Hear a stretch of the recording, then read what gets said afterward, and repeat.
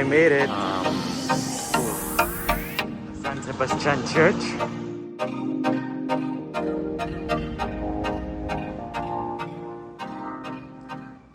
Made it to Binondo on foot from UST. Welcome everyone to my brief walking tour of the city of Manila. I had always wanted to explore the city of Manila, especially the food crawl in Binondo.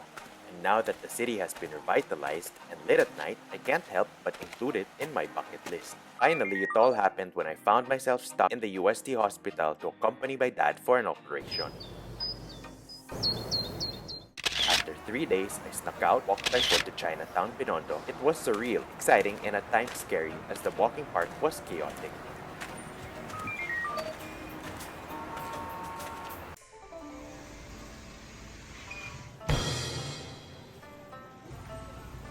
Chinatown. I had lunch at the Great Buddha Cafe. Specialty is their beef tendon. It was good and tender. Then I tried some of their dim sum. Oh my love. The xiaolongbao skin was annoyingly thick. It was so filling. Tastes like balot. What? Balot. The xiaolongbao skin here is like eating tikoy. Spanish will give it here too. Below it is the Eng Bi Tin Chinese deli famous hopia maker. Next stop,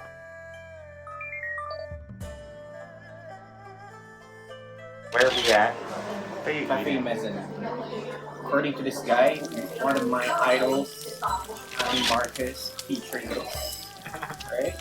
So let's try. Here at Cafe Mezzanine. Yes. So hot. This isn't fake, you know. This is the scene, no? Hot. Did you burn your thumb? It's like the scene. the beef tenderloin rice toppings. Just your average rice topping. I made it to Dongbei dumplings. It's just like a hole in a wall store. They don't even serve dine-in. So I bought frozen dumplings. Made it. New Pohang Lumpia House. Brazil. Welcome to Brazil. Is that you? New Pohang Lumpia was located in an alley. We ordered their best seller and it turned out amazing. It was savory and crunchy, and the sweet sauce complemented it well.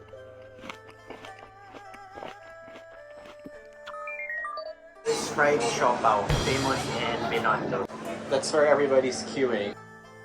All for this. There's something magical inside. Shanghai fried siopaw. This tasted exactly like a big xiaolongbao. Buns are steamed and later on placed on frying pan. The meat filling was savory and had some crunchy texture to it. Definitely a must. From Chinatown, I walked all the way to Intramuros. On the way, I passed by the Filipino-renowned Jones Bridge. It reminded me so much of Europe, which had some of the most intricate embellishments.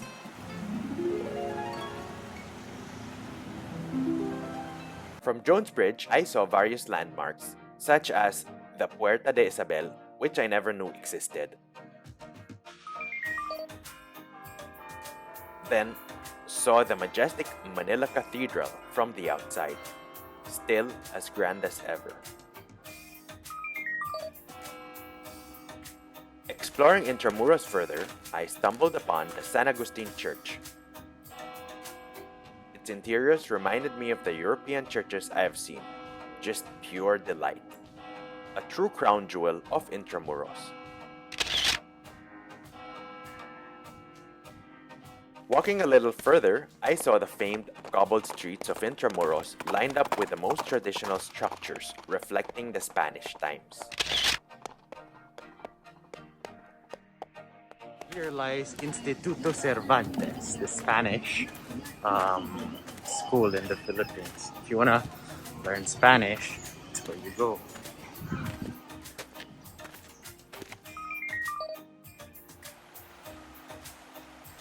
After exploring the walled city, I walked straight to the Philippine National Museum, which has always been part of my bucket list. Alas, we finally meet!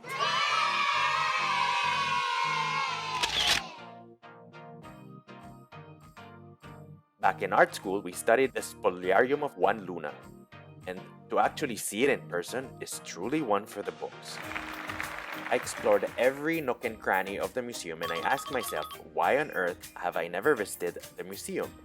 We studied this in college, the Parisian life. Very European. Definitely an Solo. The sunny disposition. There were so many Lunas, Sansos, and Amarsolos, and Hidalgos all over. It was a true celebration of Philippine history and culture. It was a brief respite from my caregiving duties. Exploring the museum, I learned that the structure was previously the official legislative house of the Philippines, where several of the Philippine presidents were inaugurated at some point.